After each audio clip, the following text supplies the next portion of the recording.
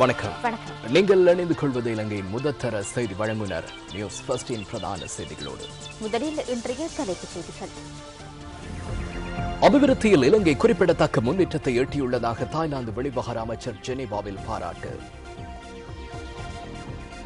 கொழும்பு மாநகர மேயரின் உத்தியோகபூர்வ இல்லத்தை 3ஆம் தரப்பினரின் செயற்பாடுகளுக்காக பயன்படுத்துவதை தடுக்கும் வகையில் உத்தரவு.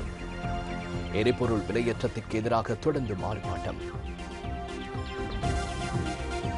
இந்தியாவுக்கு எதிரான கிரிக்கெட் போட்டியில் இலங்கை கடும் பின்னடைவு. மும்முனை சர்வதேச ஒருநாள் கிரிக்கெட் தொடரின் இறுதிப் போட்டிக்கு தகுதி பெறுவதாயின் அடுத்த போட்டியில் இலங்கை வெற்றி பெற வேண்டிய கட்டாயத்தில்.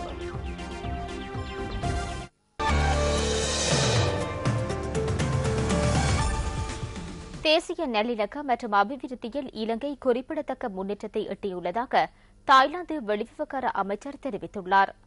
சுவிட்சர்லாந்தின் ஜெனீவா நகரில் நேற்று ஆரம்பமான ஐக்கிய நாடுகள் சபையின் மனித உரிமைகள் பேரவையின் 19வது கூட்டத்தொடரில் உரையாற்றிய போதே அவர் இவ்வாறு குறிப்பிட்டார். இதேவேளை கற்றுக்கொண்ட பாடங்கள் மற்றும் நல்லிணக்க ஆணைக்குழுவினால் முன்வைக்கப்பட்டுள்ள பரிந்துரைகளை இலங்கை அரசாங்கம் நடைமுறைப்படுத்தும் என தாம் நம்புவதாக பிரித்தானியா மற்றும் வட அயர்லாந்தின் ராஜாங்க மற்றும் வெளிவிவகார அமைச்சர் ஜெரமி பிரவுன் தெரிவித்துள்ளார். It should take into account the views of countries concerned. சம்பந்தப்பட்ட நாடுகளின் கருத்துக்கள் மற்றும் அவர்கள் மேற்கொண்ட முயற்சிகள் குறித்து நாம் கவனத்தில் கொள்ள வேண்டும். உள்நாட்டு தீர்வுகளை முன்வைப்பதற்கும் தீர்வு திட்டத்தில் ஈடுபடுவதற்கும் போதுமான கால அவகாசம் அவர்களுக்கு வழங்கப்பட வேண்டும். அவ்வாறான ஒரு அணுகுமுறை இலங்கை விவகாரத்துக்கும் பொருத்தமானதாகும்.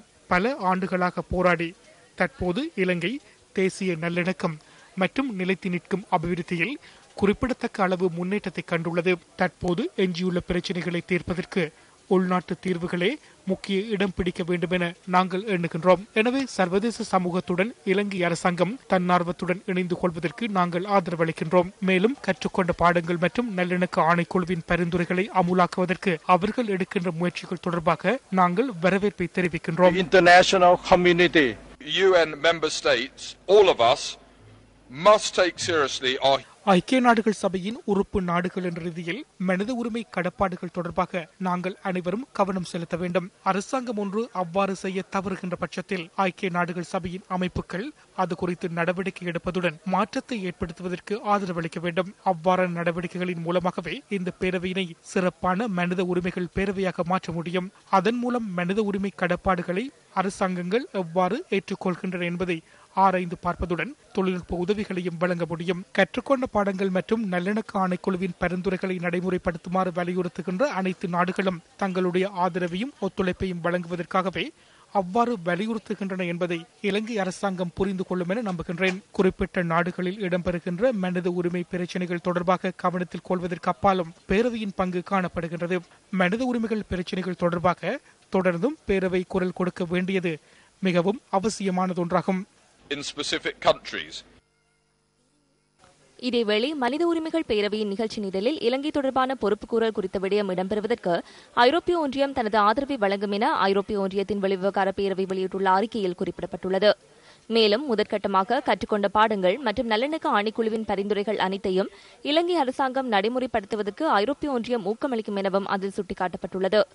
நேற்றைய தினம் பிரசல்ஸில் நடைபெற்ற ஐரோப்பிய ஒன்றியத்தின் 3149வது வெளிவிவகார பேரவையின் சந்திப்பிற்கு பின்னரே இந்த அறிக்கை வெளியிடப்பட்டுள்ளது. ஐக்கிய நாடுகளின் மனித உரிமை பேரவையில் தான் நேற்று ஆற்றிய உரையின் பின்னர் பல நாடுகளிலிருந்து சாதகமான பிரதிபலிப்புகள் கிடைத்துள்ளதாக அமைச்சர் மஹிந்த சமரசிங்க தெரிவிக்கின்றார். தொலைபேசி மூலம் இன்று பிற்பகல் நியூஸ் ஃபர்ஸ்டுக்கு கருத்து தெரிவிக்கும் போதே அவர் இவ்வாறு கூறினார்.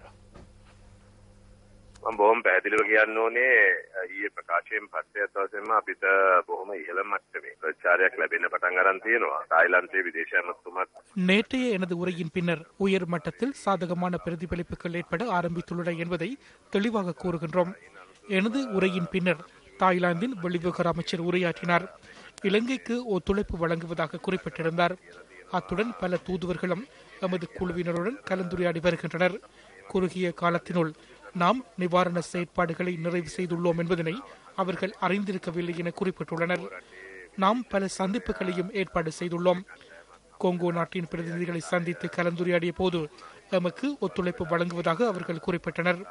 இன்னும் சற்று நேரத்தில் பாகிஸ்தான் நாட்டு பிரதிநிதிகளையும் சந்திக்க உள்ளோம். தென்னாப்பிரிக்கா, இந்தியா ஆகிய நாடுகளின் பிரதிநிதிகளையும் சந்திக்க உள்ளோம். இவ்வாறு எமக்கு கிடைக்கும் ஆதரவுகளை உறுதிப்படுத்தும் வகையில் இந்த சந்திப்புகளை மேற்கொள்ள உள்ளோம்.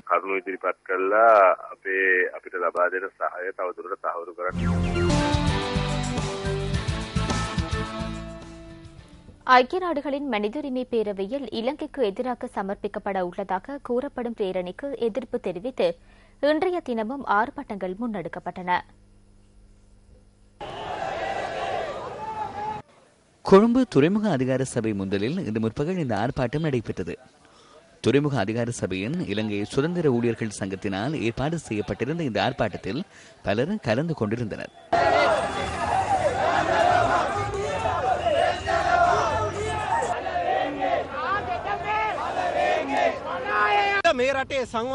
இந்த நாட்டின் அபிவிருத்தி நடவடிக்கைகளை சீர்குலைப்பதற்கு முன்னெடுக்கப்படும் நடவடிக்கைகளுக்கு எதிர்ப்பு தெரிவித்து நாட்டில் உள்ள பொதுமக்கள் அனைவரும் ஒன்றிணைந்துள்ளனர். இந்த நாட்டுக்குள் முன்னெடுக்கக்கூடிய அதிகபட்ச நடவடிக்கைகளை செயற்படுத்துவதுடன் சர்வதேசத்துக்கு சிறந்த தகவல் ஒன்றை எடுத்து செல்ல முடியும். நாட்டிற்குள் அனைவரும் ஒன்றிணைந்து செயற்படுவோம் என்ற தகவலை இந்த சந்தர்ப்பத்தில் தெரிவித்துக் கொள்கிறோம். இந்த கூட்டத்தொடர் நடைபெறுகின்ற ஒவ்வொரு நாளும் மதிய போசனத்தின் போது அரசு ஊழியர்கள் சர்வதேச சூழ்ச்சிகளுக்கு எதிராக வீதியில் இறங்கி செயற்பட உள்ளோம்.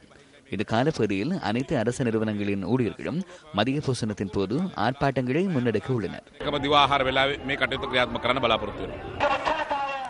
இதேவேளை அரசாங்கத்துக்கு ஆதரவு வழங்கும் மற்றொரு ஆர்ப்பாட்டம் கல்கமுவ நகரில் முன்னெடுக்கப்பட்டது. இதில் பிரதேசவாசிகள் உள்ளிட்ட பலர் கலந்து கொண்டிருந்தனர்.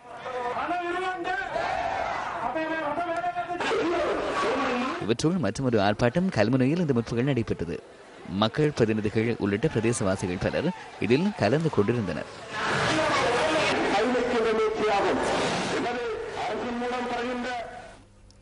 கற்றுக்கொண்ட பாடங்கள் மற்றும் நல்லிணக்க ஆணைக்குழுவின் அறிக்கை தொடர்பாக தமது கட்சியின் நிலைப்பாட்டை ஏற்கனவே அரசாங்கத்திற்கு அறிவித்துள்ள போதிலும் அதற்கு இதுவரை எவ்வித பதிலும் வழங்கப்படவில்லை என ஐக்கிய தேசிய கட்சி தெரிவிக்கின்றது. கொழும்பில் இன்று நடைபெற்ற ஊடகவியலாளர் சந்திப்பில் கட்சியின் பொதுச் செயலாளர் திஸ்ஸா அத்தநாயக்க இதனை குறிப்பிட்டார்.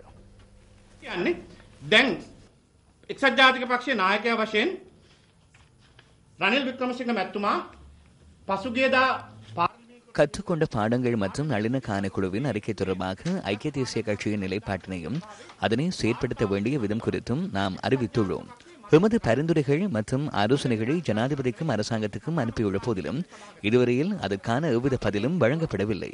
எமக்கு பதிலளிக்கவில்லை.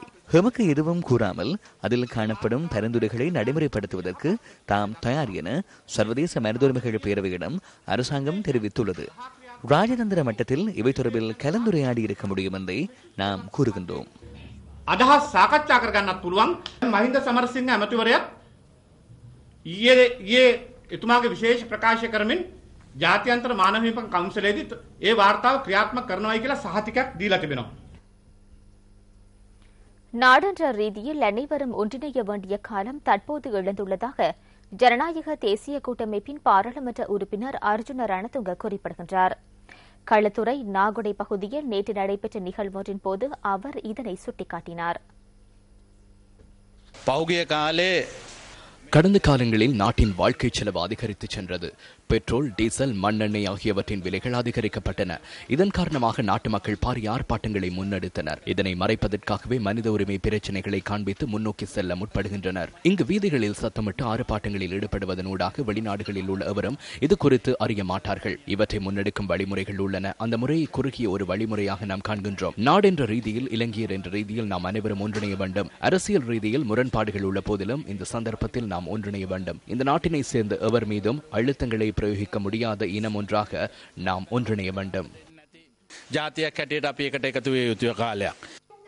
இதேவேளை மாத்துகோம குருதொல கணிட்டு வித்தியாலய இசைக்குழுவின் ஆரம்ப நிகழ்வு அர்ஜுன் ரணதுங்க தலைமையில் இன்று நடைபெற்றது. இந்த இசைக்குழுவுக்கு தேவையான இசைக்கருவிகள் மற்றும் சீருடைகள் அர்ஜுன ரணதுங்கவினால் இதன் போது மாணவர்களுக்கு வழங்கப்பட்டன.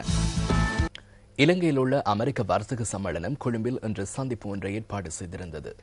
சர்வதேச அபிவிருத்திக்கான அமெரிக்க முகவர் நிலையத்துடனான தனியார் துறையின் பங்களிப்பு மற்றும் கடந்த கால வெற்றிகளும் எதிர்கால வாய்ப்புகளும் என்ற துணிப்பொருளின் கீழ் இந்த சந்திப்பு இடம்பெற்றது.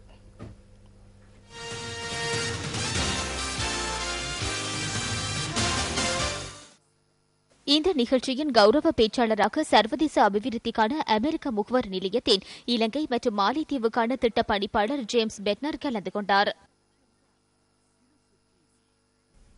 As a country transitions through post-war relief, போருக்கு பின்னரான நிவாரண செயற்பாடுகளிலிருந்து அபிவிருத்தி நோக்கி நாடு மாற்றமடையும் சந்தர்ப்பத்தில் நிவாரணத்திலிருந்து அபிவிருத்தியை பிரதிபலிக்கும் வகையில் சர்வதேச அபிவிருத்திக்கான அமெரிக்க முகவர் நிலையம் திட்டங்களை வகுக்கின்றது. நாட்டின் நீண்டகால வளர்ச்சியை கருத்தில் கொண்டு நாங்கள் 2 முக்கிய விடயங்களில் கவனம் செலுத்துகின்றோம். முதலாவது, பொறுப்பு வாய்ந்த சட்ட முறைமை மற்றும் சிறந்த உள்ளூராட்சி சேவைகளை வழங்குவதன் மூலம் அரசாங்கத்துக்கும் மக்களுக்கும் இடையில் வலுவான ஒத்துழைப்பினை உருவாக்குதல். இரண்டாவது விடயம் பொருளாதார வளர்ச்சியாகும். முக்கியமாக பொருளாதார வளர்ச்சியற்ற பிராந்தியங்களில் அதிக வேலைவாய்ப்புகளை உருவாக்குவதோடு வருமானத்தையும் அதிகரிக்க வேண்டும். பொருளாதார வளர்ச்சியை ஊக்குவிப்பதில் அரசு மற்றும் தனியார் துறைகளில் பங்களிப்பினை நாங்கள் எதிர்பார்க்கின்றோம். இந்த கூட்டணியின் மூலமாக பெறப்படும் நன்மைகளை வர்த்தக நிறுவனங்களும் எதிர்பார்க்கின்றன.